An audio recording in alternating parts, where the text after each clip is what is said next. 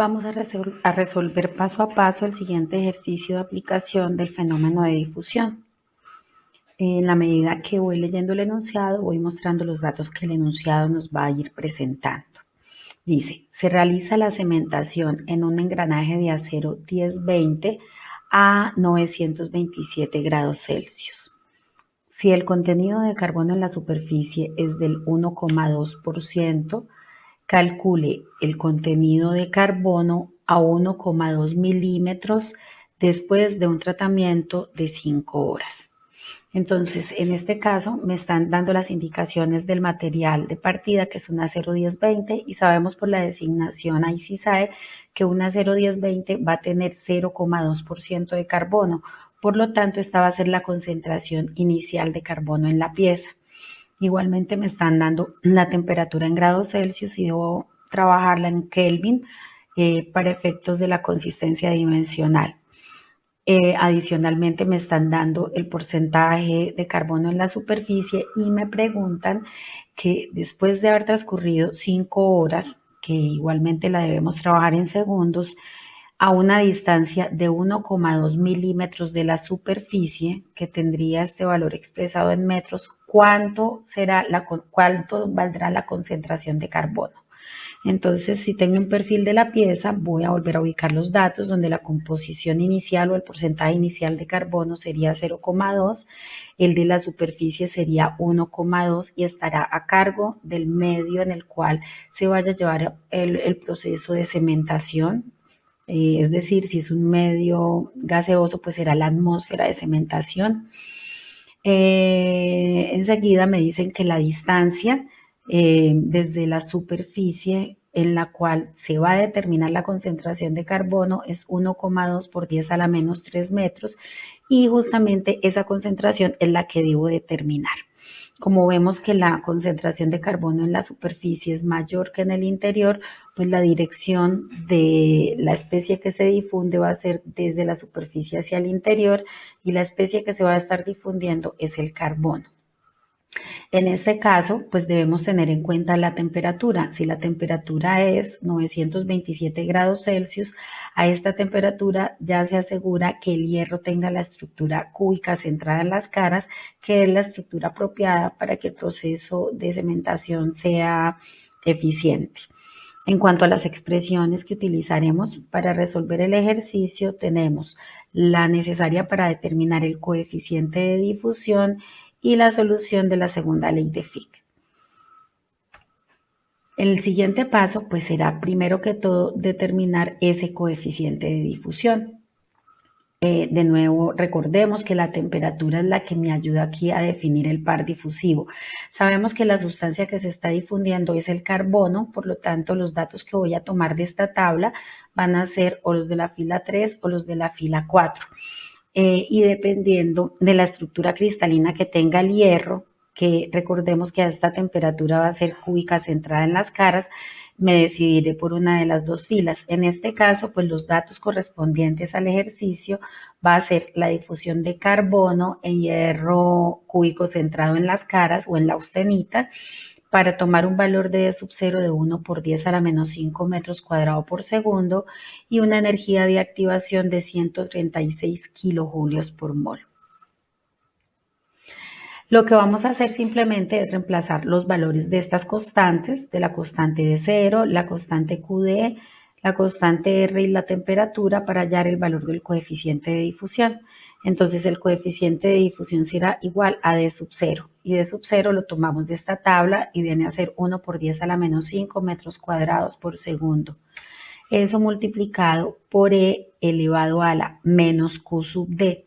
Y el Q sub D que nos da la tabla es de 136 kilojulios, por lo tanto debemos trabajarlo en julios y sería o correspondería a un valor de 136.000 julios por mol dividido en R, que es la constante universal de los gases, cuyo valor siempre va a ser el mismo para estas unidades, 8,31 julios sobre mol por Kelvin, multiplicado por la temperatura en grados Kelvin, que para este ejercicio es de 1200.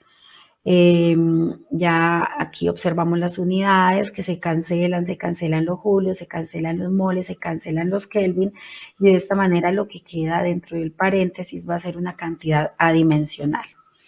Realizando estos cálculos nos queda la expresión de la siguiente manera, y finalizándolo obtenemos el valor de ese coeficiente, que para este caso nos dio 1,19 por 10 a la menos 11 metros cuadrados por segundo. Cuando la incógnita que necesito hallar no se encuentra dentro de la expresión del coeficiente de difusión, este es el primer paso de todos los ejercicios. En esta diapositiva traje de nuevo los datos. Aquí tenemos las composiciones o los porcentajes de carbono, la distancia, el coeficiente de difusión, el tiempo y la temperatura.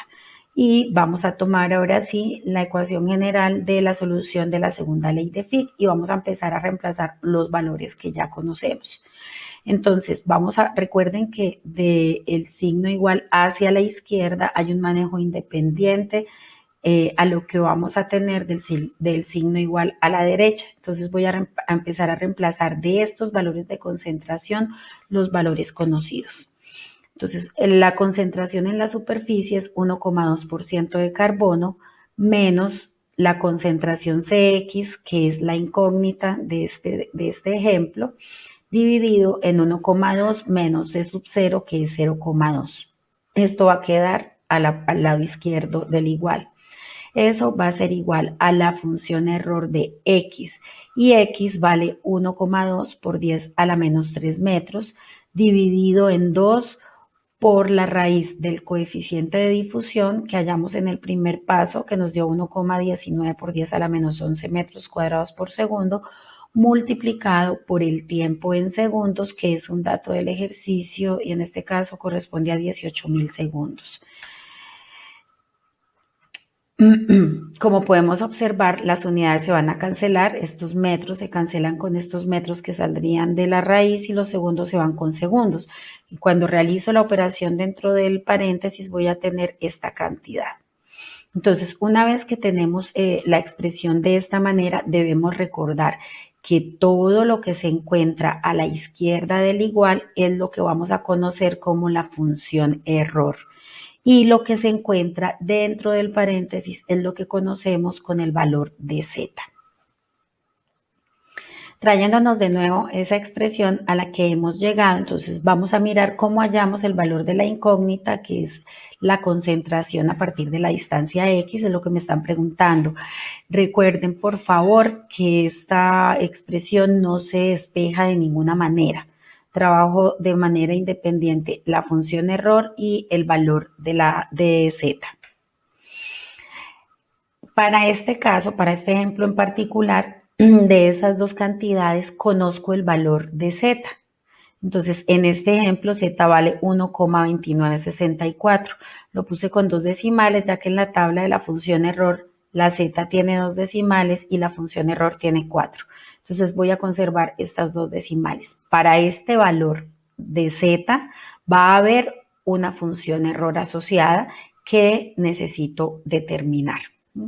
Entonces, para poder hallar ese valor, me remito a la tabla de la función error y buscamos el dato que tenemos conocido. Es decir, vamos a ver si en esta tabla me aparece el valor de z para 1,29. Entonces, si empezamos a movernos a través de la columna de z, vemos que z de 1,29 exactamente no lo tengo, pero está 1,2 y 1,3, que son los valores entre los cuales está el valor que a mí me interesa. Cuando z vale 1,2, la función error tiene este valor, y cuando vale 1,3 tiene este valor. Entonces voy a tomar esos valores. El valor de 1,2 para z me va a corresponder una función error de 0,9103, y cuando z vale 1,3, la función error va a valer 0,9340. Una vez que hemos tomado los valores que rodean al número que requiero determinar, hacemos un proceso sencillo de interpolación. Entonces lo que hacemos es, a la izquierda, la diferencia del medio con el menor dividida en la diferencia de los dos extremos va a ser equivalente a las mismas restas pero en la columna de la función error.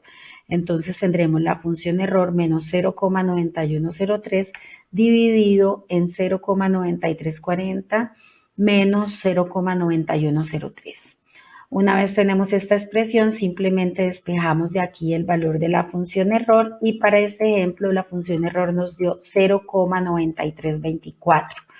Para confirmar si el valor es correcto, miramos que se encuentre en medio del valor inferior y del valor superior y vemos que efectivamente se encuentra en medio de estos dos datos. Entonces, recordamos que la función error es todo lo que tengo al lado izquierdo del igual. Por lo tanto, el siguiente paso consistirá en igualar ese valor que acabamos de obtener con esa expresión del lado izquierdo y hacemos un despeje sencillo para determinar el valor de la concentración a la distancia X, que para este caso nos da un porcentaje de carbono de 0,26%.